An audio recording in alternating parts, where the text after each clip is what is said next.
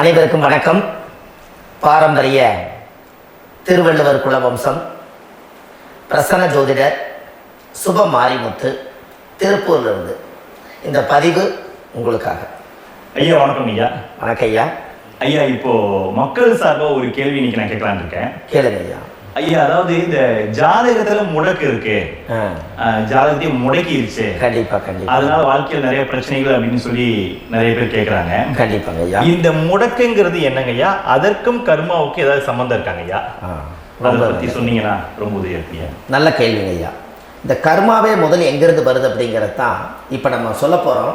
இதுவரைக்கும் எத்தனையோ கருத்துக்கள் எல்லாம் நீங்கள் இந்த உலகத்தில் கேட்டிருப்பீங்க. ஆனால் இந்த பதிவில் நீங்கள் பொறுமையோடு இந்த கருத்தை ஒரு இனிமையோடு நிதானமாக கேட்டிங்கன்னா உங்களுடைய ஊழ்வினை கர்மா எங்கிருந்து உருவாச்சு, இதனுடைய இந்த கர்மானால் நாம் என்ன கஷ்டப்படுறோம், நாம் இந்த பூமியில் பிறக்கிறதுக்கு என்ன வரம் வாங்கி வந்தோம், நம்ம பாவ புண்ணியம் எல்லாம் ஜாதக கட்டத்தில் போய் எப்படி எடுக்கிறது, நம்மளுடைய தோஷம்னு சொல்கிறோமே அந்த தோஷம் எப்படி கிரியேட் ஆகுது, நம்ம இந்த பூமியில் பிறக்கும் போது கொண்டு வந்த கர்மாவா, இல்லை கடவுளே நம்மளுக்கு ஒரு தண்டனையாக கொடுத்த கர்மாவா, இல்லை நம்ம இந்த பூமிக்கு வந்ததுக்கு அப்புறம் செய்த கர்மாவா, இது எல்லாத்தையுமே நம்ம பொறுமையாக கேட்கணும்னா கண்டிப்பாக இந்த பதிவை நீங்கள் பொறுமையோடு கேளுங்க. உங்களுக்கு இதில் ஒரு பெரிய ஒரு ரகசியம் ஒன்று அடங்கியிருக்குது. அந்த ரகசியத்தை தான் இன்னைக்கு இந்த உலகத்துக்கு அரங்கேற்றம் பண்ணுறேன். இந்த முடக்கு நம்ம ஐயா கேட்டதில் ஒரு அற்புதமான ஒரு விஷயம் என்ன அப்படின்னு கேட்டிங்கன்னா, முடக்குங்கிறது அந்த காலத்தில் பெரிய திறமையை கட்டி போட்டு வச்சுட்டா நம்மளால் அது இயங்க முடியுமா? முடியாது இல்லைங்களா ஐயா? முடியாது. அப்போது அதே மாதிரி ஜாதக கட்டத்தில் நமக்கு வேண்டிய யோகத்தை கடவுளே நம்மளுக்கு நாம் செய்த பாவத்தினால அது முடக்கி வச்சிருச்சுன்னா அந்த பாவகத்தை அந்த ஜாதகர் அனுபவிக்க முடியுமா? முடியாது, அனுபவிக்க முடியாது. அப்போ அந்த அனுபவிக்க முடியாம வெளி உலகத்துல போய் நம்ம தேடி போன பிறவியில செய்த பாவத்தை இந்த பிறவியில நீங்க தேடி கண்டுபிடிச்சு வாழ்க்கையில நீங்க எப்போ மேலுக்கு வருது? அப்போ அந்த கர்மா 12 ராசி கட்டத்துக்குள்ள 27 நட்சத்திரத்துல 9 கிரகங்களுக்குள்ள ஒரு பெரிய ஒரு ஆத்துமாத்துமான கர்மா, உங்க பூர்வ ஜென்ம கர்மா இதுக்குள்ள எங்கேயோ ஒரு இடத்துல முடங்கி இருக்குது. இந்த முடக்க மட்டும் உங்க ஜாதகத்துல நீங்க கண்டுபிடிச்சிட்டீங்கன்னா ஹைலைட்டா வாழ்றதுக்கு, இந்த உலகத்துல சுதந்திரமான வாழ்க்கை வாழ்றதுக்கு ஒரு மிகப்பெரிய பொக்கிஷம் உங்க ஜாதகத்துக்குள்ளேயே இருக்கு. அப்போ அந்த ஜாதகத்துக்குள்ள நாம போன பிறவியில நம்ம கர்மா நாம் என்ன செய்திருக்கோம் உங்களுக்குள்ள பெரிய குழப்பம் இருக்கும். என்னங்கய்யா, நீங்க என்ன கர்மா பண்ணிட்டு வந்தீங்க, நாம போன பிறவில நம்ம யாரை ஒரு வதச்சோம், யாரை நம்ம மனசை புண்படுத்தணும், நம்ம தாத்தாவுக்கு சோறு போட்டோமா, நம்ம பாட்டனுக்கு சோறு போட்டோமா, நம்ம முப்பாட்டனுக்கு சோறு போட்டோமா, நம்ம கொள்ளு பாட்டனுக்கு சோறு போட்டோமா, அப்ப நம்ம அப்பாவுக்கு நம்ம பெற்றவருக்கு நம்ம சாப்பாடு கொடுத்தோமா, இவங்களுக்கெல்லாம் நம்ம சேவை பணிவடைகள் செஞ்சோமா, நம்மளுடைய உறவுகளுக்கெல்லாம் அரவணைச்சு போனோமா, நம்மளுடைய இந்த மாதிரி நாம் ரத்த சம்பந்த உறவுகளை இருந்துதான் இந்த உலகத்துக்கு நம்ம வெளியில வந்திருப்போம். அப்போ வெளியில நீங்க நிக்கிறீங்க, அப்படியே மேல போய் பார்த்தீங்கன்னா ஒரு 7 தலைமுறையில ஒவ்வொருத்தரும் செய்த கர்மாவெல்லாம் நம்ம பிளட் ரிலேட்டிவா இப்போ நீங்க கரண்ட்ல இருக்கிறவங்க கிட்ட தான் டெபாசிட் பண்ணிருக்கு. அப்ப இது தெரியாம நாம ஜாதகத்துக்குள்ள போய் தசாபுத்தி நல்லா தெரிஞ்சிருக்குதே, நான் ரொம்ப கஷ்டப்படுறேன், என் ஜாதகத்துல போய் பார்த்தேன் எல்லா கிரகங்களும் நல்ல வலிமையா இருக்குன்னு சொன்னாங்க, ஆனா இன்னும் என்னுடைய கடன் அடையல, இன்னும் என்னோட கர்மா தீர்ந்த மாதிரியே தெரியல, எனக்குள்ள ஒரு தாட்டு என்னமோ நான் ஒரு பிண்டங்கிற வாழ்க்கையிலே வாழ்ந்துட்டு இருக்கேன் அப்படின்னு நீங்க சொல்லும் போது, அப்ப இதையெல்லாம் தாண்டி ஒரு கர்மா உங்களுடைய ராசி கட்டத்துக்குள்ள எங்கேயோ ஒரு பக்கத்துல ரகசியமா புதைஞ்சிருக்கு. அப்போ அந்த ரகசியமா புதைஞ்சிருக்கக்கூடிய அந்த முடக்கு தான் இன்னைக்கு இந்த உலகத்துக்குள்ள நீங்க தெரிஞ்சுக்கக்கூடிய விஷயம். அப்போ அந்த முடக்குங்கிறது ஒரு உண்மை இந்த உலகத்துக்கு நம்மளை எல்லாத்துலேயும் நல்லா யோசிச்சு பாருங்க. 12 ராசி கட்டம் இருக்குதுங்களா ஐயா? ஆமாங்க ஐயா. ஆனா கிரகம் எத்தனை இருக்குதுங்க? 9 தான் இருக்குங்க. ஆமா, 12 ராசிக்கு 12 கட்டத்துக்கு 12 கிரகம் கொடுத்துருக்கலாம்ல கடவுள். அப்ப ஏன் 3 கட்டத்தை மட்டும் எம்டி பண்ணி மீதி 9 கிரகத்தை வச்சுக்கிறாருன்னா, அப்ப நாம் செய்த 3 தலைமுறை கர்மாவுக்கு அது எந்த கட்டம் பிளாக் ஆகுதோ அந்த கட்டத்துக்குள்ள ஒரு ஏதோ ஒரு ரகசியம் இருக்கிறனால தானே எங்கேயோ ஒரு பக்கத்தில் நீங்கள் கண்டிப்பாக கர்மாவில் மாட்டுவீங்கிறது கனவுலே படைச்சு தானே இதை உருவாக்கியிருக்காரு. 12 ராசிக்கு 12 கட்டம் கொடுத்துருந்தா எங்கே நீங்கள் சுற்றி வந்தாலும் ஏதோ ஒரு வீட்டுக்குள்ள போய் பார்த்துக்கலாம். நிச்சயமாங்க. ஆனால் ஒரு வீடு சுத்தமாக இருக்குது, ஒரு வீட்டில் 4 கிரகம் இருக்குது, ஒரு வீட்டில் 3 கிரகம் இருக்குது, ஒரு வீட்டில் 5 கிரகம் இருக்குது, ஒரு 3 வீடு 4 வீடு காலியாக இருக்குது. அப்போ எங்கேயோ ஒரு ராசி கட்டத்துக்குள்ளேயே கடவுளுடைய கர்மா விளையாட்டு, அது ரகசிய விளையாட்டு தான். அப்போ இந்த இடத்துல தான் உங்கள் ஜாதகத்தில் முடக்கு இருக்குது. இந்த முடக்க நீங்கள் எப்படியெல்லாம் அதை ஆராய்ச்சி பண்ணி கண்டுபிடிக்க முடியும் அப்படிங்கிற ஒரு விஷயத்தை தான் இன்னைக்கு நம்ம இந்த உலகத்துக்குள்ள இதை நுழைக்க போகிறேன். இப்போ அப்பா செய்த பாவம்னு ஒன்று இருக்குமில்ல ஐயா? ஆமாங்க ஐயா. நம்ம அறியாத வயசுல தெரியாதல அப்பா செய்த பாவம்னு இருக்கும். அப்பாவுடைய சொத்து பிள்ளைக்கு தானா, அப்பாவுடைய பாவம் பிள்ளைக்கு தானே? ஆமாங்க ஐயா. ஆமாங்க ஐயா. என்னங்க ஐயா? ஆமாங்க ஐயா. சரி, அப்ப தாத்தா இருக்கிறாரு, தாத்தாவுடைய கர்மா உயிர் எங்க எழுதி வைக்கிறாருங்க?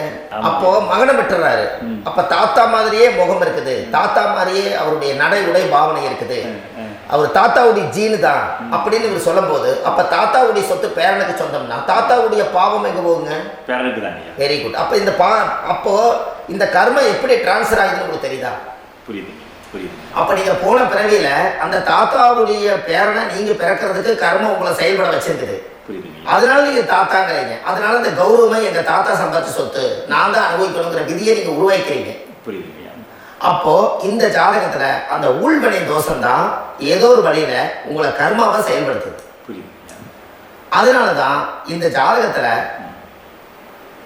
எந்த ஒரு முடக்கை எடுக்கிறதா இருந்தாலும் சூரியன் என்ற நட்சத்திரம் எதுவோ அந்த நட்சத்திரத்துக்கு எந்த வீடு முடக்காகுதோ அங்கதான் உங்களுடைய கர்மா ஒளிஞ்சிருக்கும். இதுதான் உங்களுடைய பெரிய ஒரு பொக்கிஷமான ரகசியம். சரிங்க ஐயா. இப்போ இது நவகிரகங்கள் 9 இருக்கும்போது ஏன் சூரியனை மட்டும் நம்ம இதில் எடுத்துக்கணும்னு நீங்க சொல்றீங்க? நல்ல கேள்விங்க ஐயா. நீங்க கேட்டீங்க பாத்தீங்களா, 9 நவகிரகம் இருக்கும்போது சூரியன் மட்டும், அந்த சூரியன் என்ற நட்சத்திரம் பிறக்கும் போது அந்த வீடு மட்டும் முடக்காக நீங்க கேட்டீங்க இல்லையா? இதுதான் அற்புதமான கேள்வி. ஏன் அப்படின்னு கேட்டீங்கன்னா, சூரியனா அப்பா, அப்பாவோட உயிர் கருவோய் அம்மாவுடைய பனிக்குடத்துல கர்ப்பத்துல வச்சு 10 மாசம் 300 நாள் சுமந்து நீங்க இந்த பூமிக்கு வெளியில வரும்போது நீங்க என்ன பாவத்தை இவங்க விதைச்சாங்களோ அந்த கர்மாவை வாங்கிட்டு தான் நீங்க வெளியில பிரசவம் ஆகுறீங்க. இதுதானே? அப்ப சூரியன் என்ற நட்சத்திரம், அந்த சூரியன்கிறது உயிர் கருவல்லவா? அப்பாவுடைய உயிரணுக்கள் அம்மாவுடைய கருவிக்குள்ள போய் நாம குழந்தை வடிவத்துல இருந்து 300 நாள் பாவ உன்னித்த பதிவுல ஏட்டு எழுதி ஒரு ஜாதகத்தை கையில கொடுத்து பிறந்த உடனே உங்களுக்கு ஒரு ஏட்டை பெரட்டி நீ இப்படித்தான் விதி, இனிமேல் இப்படித்தான் நீ வாழணும்னு சொல்லி உங்க கர்மாவை நீங்க கர்மாவோட தானே வெளியில பிறக்கிறீங்க. அப்ப சூரியன் என்ற நட்சத்திரம் தானே இந்த உலகத்துக்கு ஒரு பெரிய ஒரு மகத்துவம். இப்ப பாருங்க, விடிய வரைக்கும் நம்ம முடிச்சுட்டு இருக்கிறோம். காலையில சூரிய உதயமானா அவங்கவுங்க செயல்படுறோம். மீறி எல்லா கிரகங்களுக்குமே வெளிச்சத்தை கொடுக்கக்கூடிய சக்தி சூரியனுடைய பிம்ப ஒளிக்குத்தான் உண்டு. என்னங்கய்யா? அதனாலதான் மேசம் உச்ச வீடுன்னு சொல்லி மேசத்தை உச்சம்னு சொல்லி சூரிய உச்சத்தை அங்கதான் வச்சாங்க. அப்போ அந்த காலச்சக்கரத்துக்கு 5ஆம் இடம் பூர்வ புண்ணியஸ்தானத்துல போய் சிம்மத்துல கொண்டு போய் சூரியனை ஆட்சி விடுன்னு வச்சாங்க. அப்போ சூரியன்ல இருந்துதான் அந்த மையப்புள்ளி உருவாகுது. அப்போ உங்களுடைய ஜாதகத்துல அந்த சூரியனாகப்பட்டவர் பிறக்கும் போது நீங்க உங்க ஜாதகத்தை நீங்க எடுத்துக்கங்க ஐயா. நீங்க இன்னைக்கே போய் கதவை திறந்து உங்க பெட்டியை திறந்து பீர்வாவுக்குள்ள உங்களுடைய ஜாதகம் இருக்குது, அந்த ஜாதகத்தை எடுத்து ஜோதிடர்கிட்டையே நீங்க சந்தேகம் கேட்கறதுக்கு முன்பு நீங்களே உங்களுடைய கர்ம பத்தி தெரிஞ்சுக்கிறதுக்கு இந்த பதிவுல உங்களுக்கு ஒரு ரகசியத்தை சொல்லித்தரேன். உங்க ஜாதகத்துல இப்ப இது வரைக்கும் ராசி கட்டத்தை நீங்க பார்த்திருப்பீங்க. ஆனா பாதசாரம்னு ஒண்ணு இருக்கும் இல்லைங்களா? ராசிக்கு பாதசாரம்னு ஒண்ணு இருக்கும். சூரியன் என்ன நட்சத்திரத்துல இருக்குது, சந்திரன் என்ன நட்சத்திரத்துல இருக்குது, செவ்வாய் என்ன நட்சத்திரத்துல இருக்குது, புதன் என்ன நட்சத்திர கால நிற்குது, இது எல்லாமே அந்த சாரம் இல்லாத ஜோதிடம் சோரம் போய்விடும். அதனால அந்த சாரத்தை நிற்கிறது பத்தியில கிரகம். அதுல இப்ப நீங்க உங்களுடைய ராசி கட்டத்தை ஓபன் பண்ணுங்க. இதுல ராசி கட்டத்துல சூரியன் என்ற நட்சத்திரம் ஒண்ணு இருக்கும் இல்லைங்களா? அது எதுவா வேணாலும் இருந்துட்டு போட்டோம். அந்த நட்சத்திரம் தான் நீங்க பிறக்கும் போது தாயுடைய கருவறைக்குள்ள கரு உருவான நட்சத்திரமே அதுதான். புரிஞ்சுங்களா ஐயா? பிறக்கும் போது நீங்கள் அந்த கருவுடைய நட்சத்திரம் அப்பா வந்து கருவை உருவாக்கி கர்மாவை விதைச்சது அந்த சூரியன் என்ற நட்சத்திரம் தான். அந்த வீட்டுக்கு தான் இந்த ராசி கட்டத்தில் உங்களுக்கு முடக்கு உருவாகுது. புரிஞ்சுங்களா ஐயா? அப்போ ஒரு ஜாதகத்துல சூரியன் என்ற நட்சத்திரம் எதுவோ அதுதான் உங்களுடைய கர்ம நட்சத்திரம். இப்ப நம்ம பிறக்கிறதுக்கு முன்னாடி அப்பா கிட்ட அந்த கர்ம டெபாசிட் ஆயிருக்கும். அதை டிரான்ஸ்ஃபர் எப்படி பண்றாரு? அவர் ஒரு கல்யாணம் வச்சு அவர் குடும்ப வாழ்க்கையில வாழ்ந்து நம்மளோட உயிர் கருவை கொண்டு போய் ஊராம் பொண்ண கல்யாணம் பண்ணி பொண்டாட்டின்னு எடுத்துக்கொண்டு அந்த பொண்டாட்டிங்கிற உரிமையாகி இவருடைய உயிர் கரு உருவாகி வாரிசுகள் வெளியில வருது. அதானே ஐயா? அப்போ அந்த சூரியன் என்ற நட்சத்திரம் தான் இந்த உலகத்துல ஒரு பிரம்மாண்டமான நட்சத்திரம். இந்த நட்சத்திரம் உங்க மனசுக்குள்ள ஏதாவது இருந்துச்சுன்னா உங்க வீட்டுல ஏதாவது ஒரு நல்ல விஷயங்கள் நீங்க பண்றதா இருந்தா அந்த கர்ம நட்சத்திரம் சூரியனுடைய நட்சத்திரம் இருக்கிறதுல அந்த நட்சத்திரத்துல எந்த ஒரு சேவைகளும் செய்யக்கூடாது. அதுதான் கர்மா. அதை போய் நீங்க ஆக்டிவேட் பண்ணி விட்டீங்கன்னா அது முன்னோர்களை வந்து நீங்க வந்து தொந்தரவு பண்ண மாதிரி. அந்த கர்ம நட்சத்திரம் தான் உங்க வாழ்க்கையில அது புதஞ்சிருக்கிறதா. இப்போ குழந்தை பிறந்தாலோ சீர் சீமந்தங்கள் நீங்க செய்யறதாலோ கல்யாணம் முக்கிறதுனாலோ உங்க ஜென்ம நட்சத்திரத்தன்னைக்கு கல்யாணம் பண்ண வேணும்னு சொல்லிக்கிறாங்க இல்லைங்க? உங்களுக்கு ஜென்ம நட்சத்திரத்துக்கு முன்னாடி உங்களை உருவாக்குன நட்சத்திரம் தான் ஜென்ம நட்சத்திரம். அப்ப சூரியன் என்ற நட்சத்திரம் அப்பாவுடைய ஜென்ம நட்சத்திரமா அந்த ஊழ்வினை கர்ம செயல்படுது. அப்ப அந்த முடக்கு யார் வழியில வந்தது? முன்னோர்கள் வழியில வந்தது. முன்னோர்கள் கட்டி வச்சது யாரைய? குலதெய்வத்தை. அப்ப அந்த குலதெய்வத்தை போய் சாமிக்கு போய் வீடு வாசலாம் வலிச்சு குலதெய்வத்தை போய் தேங்காய் பழம் பூமாலை கல்கண்டு வாங்கி அர்ச்சனை பண்ணி ஒரு அன்னதானம் ஒன்று பண்ணிட்டு சாமிக்கு பொங்கல் வச்ச நைவேத்தியம் பண்ணிட்டு உங்க ஜாதகத்தை வச்சு பூஜை பண்ணிட்டு வாங்க. அதுக்கப்புறம் தான் உங்க கர்மாவை கண்டுபிடிக்கிறதுக்கு வழியே பிறக்கும். குலதெய்வத்தை வணங்காமல் கோவிந்தா கோவிந்தா என்று பல தெய்வத்தை வணங்கினாலும் பலனொன்றும் இல்லைன்னு அந்த காலத்தில் முன்னோர்கள் சொல்லி வச்சுக்கிறாங்களே இல்லைங்களா? அதனால கண்டிப்பாக அதை கண்டுபிடிச்சு நீங்கள் அதுக்கு ஒரு நைவேத்தியம் பண்ணால் மட்டும்தான் முதல்ல உங்கள் 5ஆம் பாவம் முன்னோர்கள் அது வேலை செய்யும். குலதெய்வ ஆலயத்துக்கு போயிட்டு வாங்க. போயிட்டு வந்துட்டு இந்த கர்மவினை தோஷத்தை நிவர்த்தி பண்ணுறதுக்குனால சரியான பரிகாரத்தை நம்ம எடுப்போம். அப்போ உண்மையாலுமே ஒரு ராசி கட்டத்துக்குள்ள இந்த மாதிரி ஒரு அந்த கர்ம தோஷம் இருப்பதனால இந்த கர்மா தோஷத்துக்கு அந்த முடக்க தோஷங்கிறத நீங்கள் எடுத்து அதை கண்டுபிடிச்சு அந்த சூரியன் என்ற நட்சத்திரம் எந்த ராசி கட்டத்தில் போய் முடக்காயிருக்குதோ அந்த முடக்கு எந்த பாவகம் வந்து நம்மளுக்கு லாக் ஆகிருக்குதோ அந்த பாவகத்துக்கு உண்டான பரிகாரங்கள் அதுக்குரிய ஸ்தலங்கள் அந்த கோவில்களில் போய் சுவாமிக்கு தேங்காய் பழம் பூமாலை கல்கண்டு வாங்கி அர்ச்சனை பண்ணி நீங்கள் அந்த கோவிலுக்குள்ள போய் உட்கார்ந்து சாமி கும்பிட்டு வந்தீங்கன்னா உங்களுடைய ஜாதகத்தில் இருக்கக்கூடிய அந்த முடக்கு தோசை நீங்கி வாழ்க்கையில் நீங்கள் எதை சாதிக்க வந்தீங்களோ அந்த சாதனையை நீங்கள் சாதிச்சுட்டு இருப்பீங்க. புரிஞ்சுங்களா ஐயா? இல்லை, தெளிவாக புரியுதுங்க. ஏன் அப்படின்னா அந்த முடக்கு நட்சத்திரத்துக்குள்ள தான் ஒரு தோஷம் இருக்குது. இப்போ அந்த காலத்தில் பாருங்க ஐயா, முன்னோர்கள் எல்லாம் நிறைய பேர் கோவில் கட்டி வச்சுட்டு போயிருக்காங்களா இல்லைங்களா? ஆமாங்க. இந்த கோவில் எதுக்காக கட்டி வச்சுக்கிறாங்கன்னா அவங்க கட்டினவங்களுக்கும் அந்த முடக்கு தோஷம் இருந்திருக்குது. ராஜாக்கள் இருந்திருக்குது, மன்னர்கள் காலத்தில் இருந்திருக்குது, ஜமீன்தார் காலத்தில் இருந்திருக்குது. இப்போ அவங்களுடைய அமைப்புகள் எல்லாமே முன்னோர்கள் என்னமோ அறியாமல் தெரியாத தன்னடக்கம் இல்லாத ஒரு கர்மாவை செஞ்சுட்டாலும் அதுக்குரிய பரிகார ஸ்தலங்களை கொண்டு போய் அந்த காலத்திலே ஜாதகம் பார்த்து நம்ம வந்து முன்னோர்களுடைய பாவத்தை நாம் செய்த பாவத்தையும் தீர்த்துட்டு நமக்கு கீழே அடுத்த சந்ததிகள் அடுத்த தலைமுறைகள் வந்தாலும் இந்த கோவில்களுக்கு வந்து விளக்கு போட்டு சாமி கும்பிட்டு இந்த மண்ணை மிதிச்சுட்டு போனால் அன்னையோட அந்த கர்மா தீருங்கிறது அந்த காலத்திலேயே முடக்கு தோச பரிகாரத்தை கோவில் வழியில் அந்த காலத்தில் திசை திருப்பி வச்சுருக்காங்க. அப்போ நீங்கள் கோவிலுக்கு போகாமல் கண்டிப்பாக இந்த பரிகாரத்தை நீங்கள் உடைக்க முடியாது. ஏன் உடைக்க முடியாதுன்னா இப்போ நீங்கள் எத்தனை வருஷம் வாழ்கிறீங்க ஐயா? இன்னும் ஒரு 50 வருஷம் 120 வருஷமே வச்சுக்கோங்க. சூரிய திசை 6 வருஷம், சந்திர திசை 10 வருஷம், செவ்வாய் திசை 7 வருஷம், ராகு திசை 18 வருஷம், குரு திசை 16 வருஷம், சனி திசை 19 வருஷம், புதன் திசை 17 வருஷம், கேது திசை 7 வருஷம், சுக்கிர திசை 20 வருஷம். இப்போ நான் சொன்ன டோட்டலெல்லாம் கூட்டிங்கன்னா 120 வருஷம் வரும். இது ஒரு மனிதர் பிறந்து பூர்ண ஆயுளோடு வாழ்ந்தால் இந்த 120 வருஷம் வாழ்ந்தால் அவர் இந்த பூலோக பதவி விட்டு சிவலோக பதவி போயிடுவார். அதுக்கு பேர் தான் பூர்ண ஆயுள் என்று பொருள். அப்ப இந்த பூர்ண ஆயுள வாழ்ந்தவருக்கு 120 வருஷம். கோயில் எத்தனை வருஷம் வாழ்ந்துங்க ஐயா? கோயில் ஒரு கோயில் பழங்காலத்து கோயில் எல்லாம் எத்தனை வருஷம் வாழுதுங்க? 12 வருஷத்துக்கு கும்பாபிஷேகம் பண்ணுவாங்க. அது ஓகே, அது பரவாயில்ல. 12 வருஷத்துக்கு ஒருக்கா பழச புதுப்பிச்சு கும்பாபிஷேகம் பண்ணி மறுபடியும் அதுக்கு பவர் ஊட்டி சக்தி ஊட்டி அதுக்கு உருவேற்றுறாங்க. நான் சொல்றது கோயில் 5000 வருஷம் 4000 வருஷம் பெரிய பெரிய சித்தர்கள், மகான்கள், ரிஷிமார்கள், யோகிகள், சித்தர்கள் இவங்களெல்லாம் போய் கோவில்லையே சிவனையும் பெருமாளையும் வழிபாடு பட்டுட்டு கோவில்லையே ஒரு ஓரத்துல ஜீவசமாதி ஆயிட்டாங்கன்னு பழைய கால கோயில சித்தர்கள் குடியிருக்காங்களா இல்லைங்களா? இருக்காங்கல்லங்க ஐயா. அப்போ நாம 120 வருஷம் வாழ்றோம், கோவில் 5000 வருஷம் வாழுது. எங்க சக்தி அதிகமா இருக்குன்னு சொல்லுங்க? கோயில் தான், அதோட மாற்றம் இல்லைங்களே. அப்ப கோவில தான் அந்த சக்தி இருக்குது நீங்க சொல்றீங்க. அப்போ உங்களுடைய கர்மாவை உடைக்கிறதுக்கு 120 வருஷம் பெருசா 5000 வருஷம் பெருசான்னு சொல்லுங்க? 5000 தான். அப்ப 5000 வருஷம் உள்ள அலைகள் வந்து எத்தனை அந்த சிவனுக்கு ஒரு சிவன் கோயிலே உங்களுக்கு முடக்கு தோஷத்துக்கு ஒரு கோயில் வருதுன்னு வச்சுக்கோங்க. அந்த கோவில்ல எத்தனை முடக்குகளுக்கு உண்டான கோவில்கள், எத்தனை பழங்களை ஊற்றி சாமிக்கு அபிஷேகம் பண்ணியிருப்பாங்க, எத்தனை பால் கூட ஊற்றிருப்பாங்க, பன்னீர், தேன், இளநீ, மஞ்சள் நீர், திருமஞ்சனம், அபிஷேகம், பொங்கல், நைவேத்தியம் இத்தனையும் செஞ்சு அந்த சிவனை வந்து சிவனாக பார்த்து அந்த கருவறைக்குள்ள ஒரு கிராணங்கள் வரும்போதும் கூட பாதுகாப்பு பண்ணி வச்சு நல்ல சக்தியோட அந்த கருவறையை புத்தியோட அவங்க வேலை செஞ்சு அந்த காலத்தில் வச்சிருக்காங்களா இல்லைங்களா? வச்சிருக்காங்க. அப்போ நம்ம வீட்டை அவ்வளோ சுத்தமாக வச்சிருக்க முடியுமா? என்னதான் வாஸ்து இருந்தாலும் முடியாது இல்லைங்களா? அப்போ அவ்வளவு ஒரு பவர்ஃபுல்லான கோவில் அந்த முடக்க தோஷத்துக்குள்ள ரகசியமா அந்த கோயில் அடங்கி இருக்குது.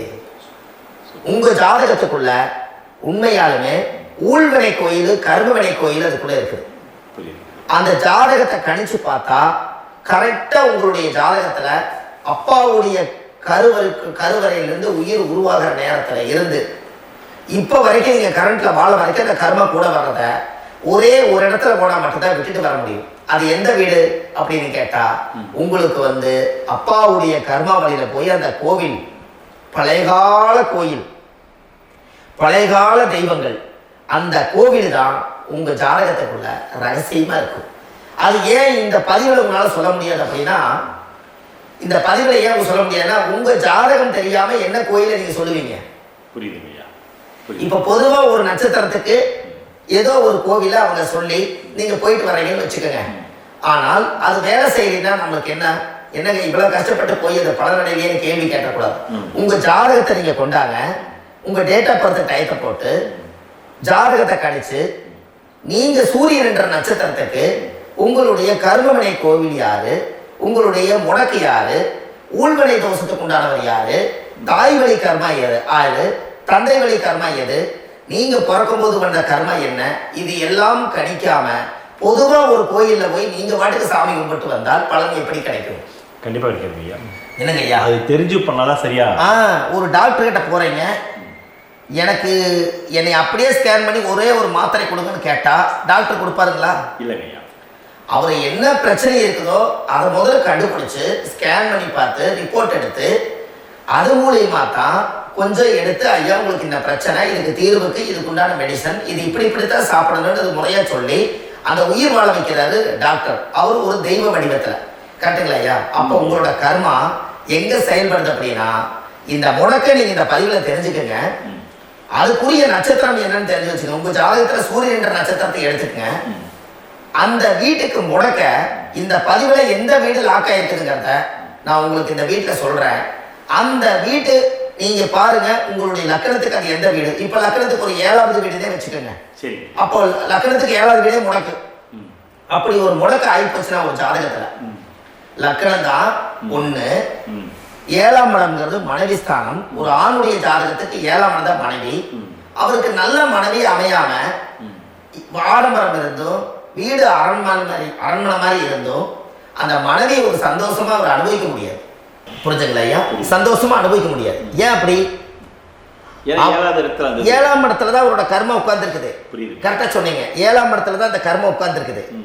அப்ப அந்த 7ஆம் இடத்துல இருக்கக்கூடிய அந்த கர்மா போன பிறவியில நீ மனைவிக்கு சோறு போடாம மனைவியை கட்டி வச்சு அடிக்கிறதும், மனைவியை துன்புறுத்துறதும், அந்த மனைவி இருக்கவே இன்னொரு வாழ்க்கைக்குள்ள போறதும், இங்க வாழ வேண்டிய தாம்பத்திய சந்தோஷத்தை கொண்டு போய் இன்னொரு இடத்துல கொடுக்கறதும், தெரிஞ்சிருந்தே நம்மளுடைய மனசுக்குள்ள திருடுத்தனமா வாழ்றதும், இது எல்லா கர்மாவும் போன பிறவியில நாம் செய்த ஊழ்வினை கர்மா தான் உங்க ஜாதகத்துல 7ஆம் இடம் முடக்கு.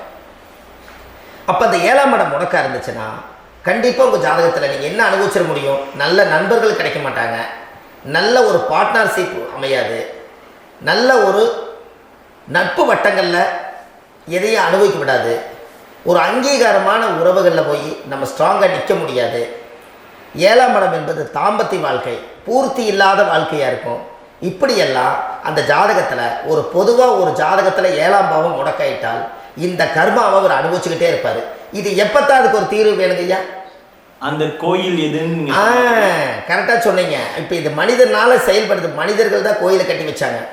தெய்வத்தை விட ஒரு காலத்தில் மனிதர்களுக்கு மகிமை ஜாஸ்தி. ஏன்னா சாதாரண ஒரு மண்ணு பூமியாக இருந்த இடத்த மனிதர்கள் தான் கோயில் கட்டி ஒரு மகிமைப்படுத்தி புண்ணியம் பண்ணி வச்சாங்க. மனிதர்களுக்கு சக்தி அதிகம்தான், ஆனால் பிரபஞ்சத்துக்கு அதை விட சக்தி அதிகம் அல்லவா? ஐயா, நீங்கள் கோவிலுக்கு போய் அந்த கர்மா உடைக்கிறதுக்கு கோவிலில் சக்தி இருக்குது, ரைட்டு. ஆனால் நம்ம வீட்டுக்கும் கோயிலுக்கும் ஒரு மிகப்பெரிய தொடர்பு என்னென்னா, அந்த கோயில் கட்டுறவங்க எல்லாமே பழைய காலத்து கோயிலெல்லாம் பாருங்கள், பஞ்சபூதத்தை வச்சு கட்டியிருப்பாங்க. சரிங்க. பஞ்சபூதத்தை எப்படிங்க? பஞ்சபூதத்தை வச்சு தான் கட்டுவாங்க கோயில். அது உங்களுக்கு தெரியணும் இல்லைங்களா? பஞ்சபூதம்னா நீர், நெருப்பு, காற்று, பூமி, ஆகாயம். இந்த பஞ்சபூதத்தினுடைய சக்திகள் எல்லாம் ஒரே நேர்கோட்டுக்கு என்னைக்கு வருதோ அன்னைக்கு தான் அந்த கோவிலுடைய பாலக்கால் போட்டு 1000-2000 வருஷம் நிலச்சி நிற்கிறது. காரணம், இந்த பிரபஞ்சத்தில் பஞ்சபூதம் எப்படி நிலச்சி நிற்குதோ அதுபோல் 5000 வருஷம் நிற்கிறதுக்கு அந்த பஞ்சபூத சக்தி வச்சு தான் சாமி சிலையை பிரதிஷ்டை பண்ணி வச்சுருப்பாங்க. அதனால தான் இந்த கோயில்கள் எல்லாம் 5000 வருஷமாயும் எத்தனையோ கிராணங்களை எல்லாம் தப்பிச்சிருக்கிறதுக்கு காரணம். அப்பேற்பட்ட புண்ணிய ஸ்தலம் உங்களுக்கு எதுன்னு தெரியணும் அல்லவா? என்னங்க ஐயா? அப்பேற்பட்ட புண்ணிய ஸ்தலம் உங்களுக்கு எதுன்னு தெரிஞ்சா தானே நீங்க போய் செய்ய முடியும். இல்லாட்டி கண்டிப்பா தெரியாது. அப்போ இந்த முடக்கு தோஷத்தை கடவுள் கிட்டத்தை கொண்டு போய் ஒப்படைக்கணும். நாம் பிறக்கும் போது கொண்டு வந்த கர்மாவை நாம் இருக்கும் காலத்தில் கொண்டு போய் இந்த கர்மாவை சுத்தப்படுத்தி, நீங்க பாவ ஆத்மாவை இந்த பூமியில பிறந்து பூலோகத்தில் எல்லா புண்ணியத்தையும் செஞ்சுட்டு இந்த பூலோகத்தை விட்டு நீங்கள் போகும்போது புனித ஆத்மாவாக போகணும்னா உங்கள் கர்மாவை கொண்டுட்டு போகாதீங்க, கர்மாவை நிவர்த்தி செய்யுங்க. என்னங்க ஐயா? புரியுதுங்க ஐயா. அப்போ கர்மாவை சுத்தப்படுத்துங்க. கர்மாவை சுத்தப்படுத்திட்டு உங்களுக்கு பிறக்கிற குழந்தைகளுக்கு அந்த கர்மாவை டிரான்ஸ்ஃபர் பண்ணாம உங்களோட நில் பண்ணுங்க. ஒரு உதாரணம் சொல்லிட்டுங்களா ஐயா? சொல்லுங்க. ஒரு காந்தம் ஒன்று இருக்குது இல்லைங்களா?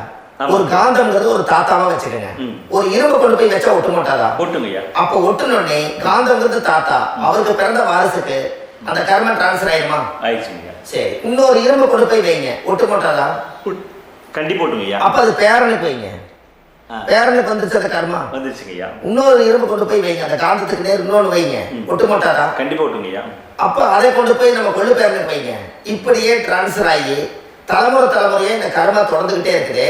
இந்த இடத்துல கொண்டு போய் காந்தத்துக்கு இரும்பு ஒட்டிகிட்டே இருக்குதுல்ல, இந்த இடத்துல ஒரு மரக்கட்டை செஞ்சு கொண்டு போய் கரெக்டாக வச்சுக்கிட்டே போட்டுமா?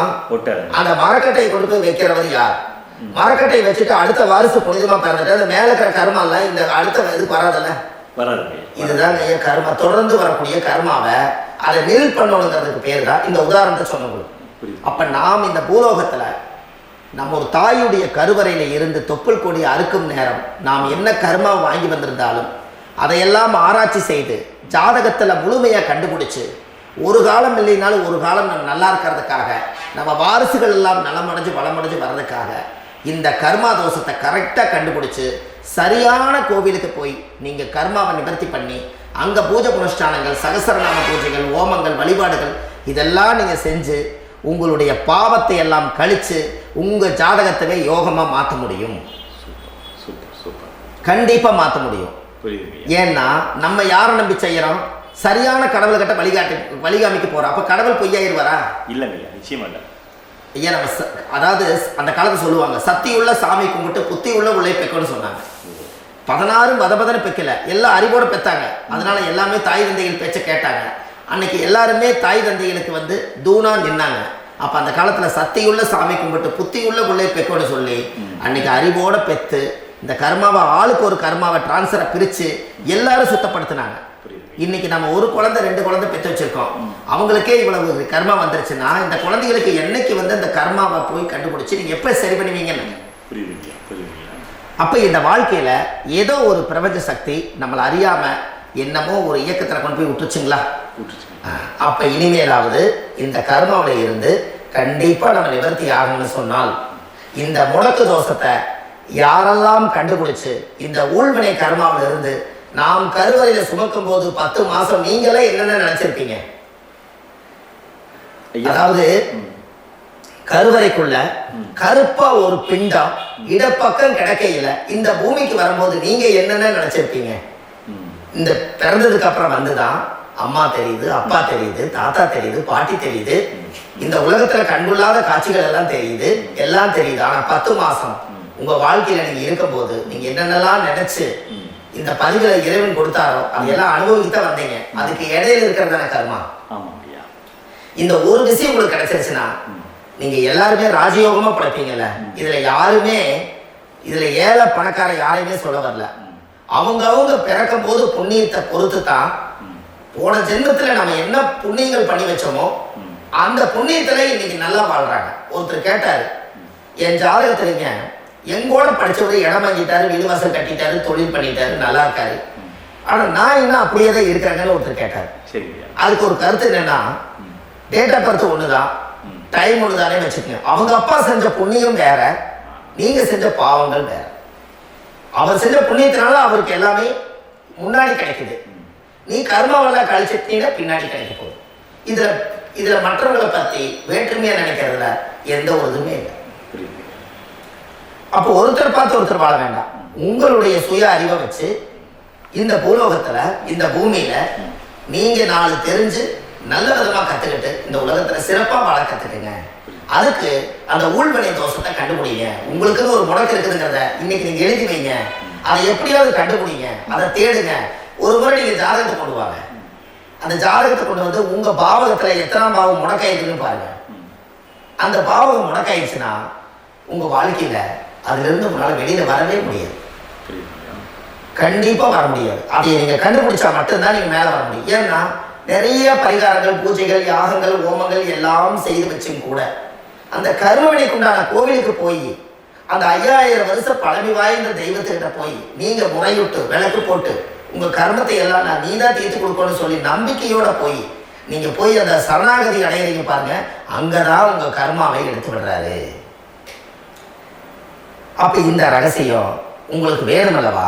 அப்போ உங்க ஜாதகத்துல எங்க முடங்கி இருக்குது, அதுக்குரிய கோவில்கள் எல்லாம் என்ன, அதுக்கு தான பரிகாரம் என்ன, அதுக்கு நீர் பரிகாரம் என்ன, யாத்திரை பரிகாரங்கள் என்ன, நீங்க வீட்டில இருந்தே செயல்படுத்தக்கூடிய பரிகாரங்கள் என்ன, பரிகாரம் கோவிலுக்கு போய்தான் நடக்குமா, இல்ல நாம் வீட்டில் வச்சு வணங்குறதுனால நடக்குமா, நாம் செய்யக்கூடிய தர்ம பரிகாரங்கள் என்ன, தான பரிகாரங்கள் என்ன, இப்படி பல விதமா இருக்கனால உங்க ஜாதகத்துக்கு எந்த மாதிரி பரிகாரம் கனெக்ட் ஆகுதுங்கிறது தெரியணும். இது தெரியாம கண்டிப்பா உங்களால செயல்படுத்துறது ரொம்ப கஷ்டம். இதனால இதை நீங்க தெரிஞ்சுக்கணும்னா இப்ப நம்ம பாருங்க, நீங்க அதை தெரிஞ்சுக்கிட்டாலே உங்க வாழ்க்கையில ஒரு டைம்ல நீங்க தெரிஞ்சு போறீங்க உங்களுடைய கர்மா என்ன, நீங்க எங்க செயல்பட்டு போயிட்டு இருக்கிறீங்க, உங்க போற பாதை சரியா இல்ல அந்த பாதையில முள்ளு கல்லு இருக்குதா, இது எல்லாம் உங்களுக்கு தெரியலனா இந்த முடக்க கண்டுபிடிக்கக்கூடிய சக்தி வாய்ந்த இந்த கர்மாவை நிவர்த்தி பண்றதுக்கு வழிகள் இருக்குது. அதனால நீங்க கண்டிப்பா இந்த முடக்க தெரிஞ்சுக்கணும். இந்த முடக்க ராசினா என்ன உண்மையாலுமே உங்க வாழ்க்கையில நீங்க தெரிஞ்சு இனிமேல் உங்க வாழ்க்கையில இதுவரையிலும் கர்மாவுக்குள்ளேயே கஷ்டப்பட்டீங்க, வழி தெரியாம கண்ணை கட்டி காட்டுல விட்ட மாதிரி இருந்தீங்க, இனி அப்படி இருக்க வேண்டாம். உங்க ஜாதகத்துல 12 ராசி கட்டத்துல 9 கிரகம் போகும், மீதி 3 கிரகம் 3 கட்டம் வந்து உங்களுக்கு எங்கேயோ ஒரு பக்கத்துல 3 கட்டம் எம்டியத்தை இருக்கும். கரெக்டுங்களா? அது இல்லாம ஒரு ஜாதகம் பிறக்காது. ஏன்னா 9 கிரகத்துக்கு 9 கணக்கு போட்டால் 3 கட்டம் எம்டியத்தை நிற்குது. அந்த கட்டத்துக்குள்ள எந்த நட்சத்திரத்துல, எந்த சாரத்துல, எத்தனாவது டிகிரியில, எத்தனாவது பாதசாரத்துல, எத்தனை வெகுளையில, எத்தனை செகண்டுக்குள்ள இந்த கர்மா உள்ள புகுந்து உங்களை செயல்படுத்துதுங்கிறத கண்டிப்பா உங்க ஜாதகத்தை கொடுங்க. பார்த்து இந்த விஷயத்தை சொல்றேன், நீங்க அந்த இடத்துக்கு போய் நிவர்த்தி பண்ணிட்டு உங்க வாழ்க்கையில கொஞ்சம் காலம் வாழ போறீங்க. பாருங்க, பிறந்ததுலேருந்து 20 வருஷத்துக்குள்ள இளமையா வாழ்றீங்க, குழந்தையா வாழ்றீங்க. 20லேருந்து 40 வயசுக்குள்ளதான் உங்களுக்கு ஒரு பொண்ணை பார்த்து கல்யாணம் பண்ணி ஒரு கரு உருவாக்குறீங்க. அதுக்கப்புறம் 40லேருந்து 60க்குள்ள குழந்தை பெற்று கடமை முடிச்சிடுறீங்க. 60 வயசுக்கு மேல ரிட்டையர்ட் ஆயிடுறீங்க. இந்த 20க்கும் 60க்கும் இல்லாத 20லேருந்து இந்த 40 வயசுக்குள்ள உங்களோட தேடல் என்னவோ அது வாழ வேண்டிய சுகபோகமான வாழ்க்கை எல்லாமே அந்த 40க்குள்ளதான் இருக்கு. இந்த 40க்குள்ள இருக்கக்கூடிய வாழ்க்கைய இந்த கர்மா தெரியாம காலத்தை வீணாக்க வேண்டாம். வாழ வேண்டிய வயசு நீங்க வாழணும். அதுக்குரிய கர்மாவை நீங்கள் சுத்தப்படுத்துங்க. எப்படியெல்லாம் நீங்கள் சந்தோஷமாக வாழ்கிறீங்கன்னு எனக்கு ஒரு தகவல் கொடுங்க. வேறு லெவலில் நீங்கள் இருப்பீங்க. கண்டிப்பாக இந்த பதிவில் உங்களுக்கு நான் இந்த விஷயத்தை கொடுக்க போகிறேன். இந்த முடக்கு நட்சத்திரங்கள் என்ன அப்படிங்கிறத இந்த பதிவில் நீங்கள் ஒரு நோட்டு ஒன்று எடுத்துக்கோங்க, குறித்து வச்சுக்கோங்க. இதில் இருந்து அவங்கவுங்களுக்கு முடக்கு நட்சத்திரம் என்னங்கிறத இந்த பதிவில் நான் உங்களுக்கு கொடுக்குறேன். இந்த வீடு தான் அது முடக்குங்கிறத சொல்கிறேன். இதையெல்லாம் நீங்கள் தெரிஞ்சு உங்கள் ஜாதகத்திலே நீங்கள் முடக்கு எடுத்து கண்டிப்பாக உங்கள் வாழ்க்கையில் நீங்கள் நல்லா இருப்பீங்க. அதுக்கு ஒரு நோட் எடுத்து வச்சுக்கோங்க. இது வரைக்கும் கர்மாவை பற்றி நம்ம பேசணும். உங்கள் ஜாதகத்தில் சூரியன் என்ற நட்சத்திரத்துக்கு தான் முடக்குன்னு சொன்னீங்களே, எந்த வீடுங்கிற ரகசியத்தை இன்னைக்கு நம்ம எல்லாரும் தெரிஞ்சுக்கலாமா? இத்தனை காலமாக நீங்கள் தெரிஞ்சுக்காத ஒரு ரகசியத்தை இன்னைக்கு உங்கள் ஜாதக கட்டத்தில் நீங்களே முடக்க கண்டுபிடிச்சி அதுக்கு உண்டான பலனை தேட போகிறீங்க. அந்த தேடல் தான் உங்களை கொண்டு போய் உட்கார வைக்க போகுது. ஒரு உதாரணம், உங்கள் ஜாதகத்தில் பாதசாரம் இருக்குது அல்லவா? அந்த பாதசாரத்தில் சூரியன் என்ற நட்சத்திரம், சூரியன் நின்ற நட்சத்திரம் பாதசாரத்தில் கரெக்டாக எடுங்க. சூரியன் என்ற நட்சத்திரம் பரணி நட்சத்திரமாக இருந்தால் சிம்மம் தான் முடக்கு. அப்போ பரணி நட்சத்திரக்காரர்களுக்கு அந்த சிம்மத்தில் வந்து முடக்காயிட்டா, அப்போ உங்கள் லக்னத்துக்கு அது எத்தனாம் பாவமோ அந்த பாவகம் முடங்கிடும். அந்த பாவகத்தை நீங்கள் அனுபவிக்க முடியாது. அதிலிருந்து தான் உங்கள் கர்மாவே அங்கே ஒழிஞ்சிருக்கும். அது உங்கள் லக்னத்துக்கு அந்த சிம்மம் எத்தனாவது வீடு உங்களுக்கு தெரியும். ஒன்று ஜோதிடர்களுடைய அணுகி போனால் அந்த கர்மா என்னங்கிறத கண்டுபிடிச்சு சொல்லுவாங்க. அப்போது உங்கள் வாழ்க்கையில் பரணி நட்சத்திரத்தில் சூரியன் என்ற நட்சத்திரம் அது பரணியாக இருந்தால் அந்த சிம்ம ராசியில தான் முடக்கு இருக்கும். அப்போ அந்த சிம்மம் முடக்க போய் ஆலய வழிபாடுகளில் போய் மட்டும்தான் அந்த கர்மாவை சரிப்படுத்த முடியும். தான பரிகாரம், தர்ம பரிகாரம், உங்களுடைய வாழ்க்கையில் எளிமையான உங்கள் வீட்டில் தர்ம வழி பரிகாரத்தை செஞ்சு உங்கள் கர்மாவை சுத்தப்படுத்த முடியும். ஆனால் அந்த ஜாதகத்தில் அது என்ன கர்மான்னு கண்டுபிடிக்காம ஒரிஜினல் பரிகாரம் நீங்கள் செய்ய வேண்டியது என்னங்கிறது ஜாதகம் பார்க்காம உங்களுக்கும் தெரியாது. அப்போ அதை கண்டுபிடிச்சி தானே நீங்கள் கோயிலுக்கு போயிட்டு வரணும். அதை கண்டுபிடிச்சி தானே அந்த பூர்வ ஜென்ம கர்மாவை தொலைக்கணும். அது என்ன வந்து பூஜை யாகம் பண்ணுறீங்க, என்ன ஹோமங்கள் பண்ணுறீங்க, எந்த கோவிலில் போய் வழிபாடு பண்ணுறீங்க, எத்தனை சகஸ்ரநாம பூஜை பண்ணுறீங்க, எந்த ஆலயத்துக்கு என்ன செய்யணுங்கிறத அந்த ராசிக்காரர்கள் அந்தந்த கர்மாவை கண்டுபிடிச்சி இதை நீங்கள் சரிப்படுத்திட்டு வாங்க. உங்கள் வாழ்க்கையில் ஒரு மிகப்பெரிய ஒரு மாற்றம் நடக்கும். அடுத்த பதிவில் இதெல்லாம் நான் உங்களுக்கு இவ்வளவு நேரம் சொல்லியிருக்கேன். இந்த இவ்வளவு நேரம் நீங்கள் சொன்னதில் உங்களோட கர்மானா என்னன்னு இப்போ நீங்கள் தெரிஞ்சுக்கிட்டீங்க. உங்கள் ஊழ்வினை தோஷம்னா என்னன்னு கண்டுபிடிச்சிட்டீங்க. அப்போது இந்த ஒரு ரகசியம் மட்டுமே உங்களுக்கு எங்கே போனால் தீர்வு கிடைக்குங்கிறது மட்டும் அது ஜாதகம் பார்த்து தான் நீங்கள் அதை கண்டுபிடிச்சி அந்த கர்மாவை உடைக்க முடியும். இன்றைக்கு பரணி நட்சத்திரத்தை பற்றி நீங்கள் பார்த்தீங்க. அடுத்த வீடியோவில் உங்களுக்கு கிருத்திகை நட்சத்திரத்தை பற்றி அடுத்த பதிவில் உங்களுக்கு நான் தரேன். நம்ம ஆன்லைன்லேயே ஜாதகம் பார்க்குறோம். உங்கள் date of birth, time, place கொடுத்தீங்கன்னா போதும். உங்களுக்கு ஜாதகத்தை கணிச்சு ஃபோன்லேயே உங்களுக்கு கர்மராசி கண்டுபிடிச்சி உங்களுக்கு உண்டான கர்ம பரிகாரத்தை சொல்லி உங்கள் வாழ்க்கையில் ஒரு வெளிச்சத்துக்கு கொண்டு வர்றதுக்கு என்றைக்கும் உங்களுக்கு உறுதுணையாக இருப்பேன். நீங்கள் கண்டிப்பாக இந்த பதிவுகள் எல்லாம் இது உங்களுக்காகத்தான். இது அதிகாலை நேரத்தில் பிரம்ம முகூர்த்தத்தில் இந்த பதிவை உங்களுக்கு முழுமையாக சமர்ப்பணம் பண்ணுறேன். இதை கற்று இதை வழி நடத்தி இதைய எப்படியெல்லாம் இந்த முடக்க கண்டுபிடிச்சி இப்படியெல்லாம் பேச வச்சு அழகு பார்க்க நம்ம முன்னோர்களுடைய ஆசீர்வாதமும் இந்த முடக்க கண்டுபிடிச்ச குருமார்களும் அவங்களுடைய குடும்ப பாரம்பரிய வம்சாவளிகளும் எல்லாருமே நல்லா இருக்கணும். அதுக்காக இந்த நேரத்தில் நான் வந்து அடியன் சுப மாரிமுத்தாக இருந்து திருப்பூர்லேருந்து இந்த பதிவை உங்களுக்கு நான் கொடுக்குறேன். கண்டிப்பாக இந்த முடக்கு கோயிலுக்கு, இந்த முடக்கு தோஷத்துக்கு உண்மையான பரிகாரங்கள், எளிமையான பரிகாரங்கள் நீங்களே வாழ்க்கையில் செஞ்சு ஆதிகால பரிகாரங்கள் உங்கள் மனசுக்குள்ளே இருக்குது. அதை செயல்படுத்தினா மட்டும் போதும். வாழ்க்கை எங்கேயோ போயிடும். கண்டிப்பாக ஒரு முறை உங்கள் ஜாதகத்தை அனுப்பி வைங்க. உங்களுக்கு நான் பார்த்து பலன் சொல்கிறேன். இன்றைக்கி நான் கொடுத்த பதிவுகள் எல்லாம் உங்களுக்கு ரொம்ப பயனுள்ளதாக இருந்திருக்கும். உங்களுக்கு இது வரைக்கும் எத்தனையோ கர்மமணிகளை பற்றி தெரியாமல் இருந்திருக்கீங்க. இந்த பதிவில் நிறைய கேட்டு தெரிஞ்சுக்கிட்டீங்க. இதெல்லாம் வாழ்க்கையில் ரொம்ப முக்கியமான பரிகாரங்கள், எளிமையான பரிகாரங்கள். நேராக நீங்கள் கடவுளை தான் கெட்டியாக பிடிக்க போகிறீங்க. அந்த பரிகாரங்கள் எல்லாம் செஞ்சு அதிகாரமாக வாழ்ந்து இந்த பூலோகத்தில் நல்ல சிறப்பாக வாழ்றதுக்கு இந்த பரிகாரம் உங்களுக்கு ரொம்ப யூஸ்ஃபுல்லாக இருக்கும். கண்டிப்பாக இந்த பதிவை செய்யுங்க. நம்ம பாரம்பரிய திருவள்ளுவர் குல வம்சம் பிரசன்ன ஜோதிடர் சுப மாரிமுத்து திருப்பூரில் இருக்கேன். 30 ஆண்டு காலமாக நம்ம ஜோதிடம் பார்த்து கொண்டிருக்கிறோம். இவ்வளவு காலமாக எத்தனையோ ஆயிரக்கணக்கான மக்களுக்கு நம்ம ஜோதிடம் பார்த்து வழிகாட்டி நிறைய மக்களுக்கு நிறைய சேவைகள் செஞ்சுருக்கேன்.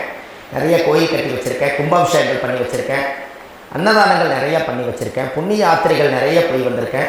மக்களுக்காகவே நான் உங்களுக்கு உழைக்க தயாராக இருக்கேன். இந்த ஜோதிடம் என்னுடைய ஒரு பாரம்பரியமாக என்னுடைய அப்பா தாத்தா முன்னோர்கள் இதெல்லாம் எங்களுடைய குலத்தொழில் இது. அதனால் நாங்கள் பாரம்பரியமாக திருவள்ளுவர் குல வம்சம். வள்ளுவர் வாக்குன்னு யூடியூப் சேனலில் போனீங்கன்னா 1000 பரிகாரங்கள் கொடுத்துருக்கேன். அதுவும் உங்களுக்கு ரொம்ப யூஸ்ஃபுல்லாக இருக்கும். வள்ளுவர் வாக்கு அப்படின்னு போடுங்க, அப்படி இல்லைன்னா சுப மாரிமுத்துன்னு போடுங்க. இதில் பரிகாரங்கள் நிறையா கொடுத்துருப்பேன். கண்டிப்பாக இதெல்லாம் நீங்கள் சந்தித்து நீங்கள் ஒரு சப்ஸ்கிரைப் பண்ணி வச்சுக்கோங்க. நான் போடக்கூடிய பதிவுகள் எல்லாமே உங்களுக்கு நோட்டிஃபிகேஷனாக வந்துடும். அதனால் நீங்கள் ஒரு சப்ஸ்கிரைப் பண்ணி வச்சுக்கோங்க. தினமும் ஒரு தகவல் உங்களுக்கு கொடுத்துக்கிட்டே இருக்கேன். இதெல்லாமே உங்களுக்கு ஒரு பெரிய சந்தோஷமான நிகழ்ச்சிகள். என்றைக்கும் உங்களோட நான் வாழ்கிறேன். உங்களுடைய குடும்பத்தில் நான் ஒருத்தராக இருந்து குடும்ப ஜோதிடராக நான் இருப்பேன். கண்டிப்பாக ஆயுள் உள்ள வரைக்கும் உங்களுக்காக இந்த ஜோதிடத்துக்கு உழைச்சி உங்கள் குடும்பத்தில் ஒருத்தராக நான் ஒரு ரத்த உறவில் நான் இந்த பூர்வ ஜென்மத்தில் உங்களுக்கு நான் கடமைப்பட்டிருக்கேன். கண்டிப்பாக அடுத்த பதிவில் உங்களை நான் சந்திக்கிறேன். வாழ்வது ஒரு முறை, வாழ்த்தட்டும் தலைமுறை. நன்றி, வணக்கம்.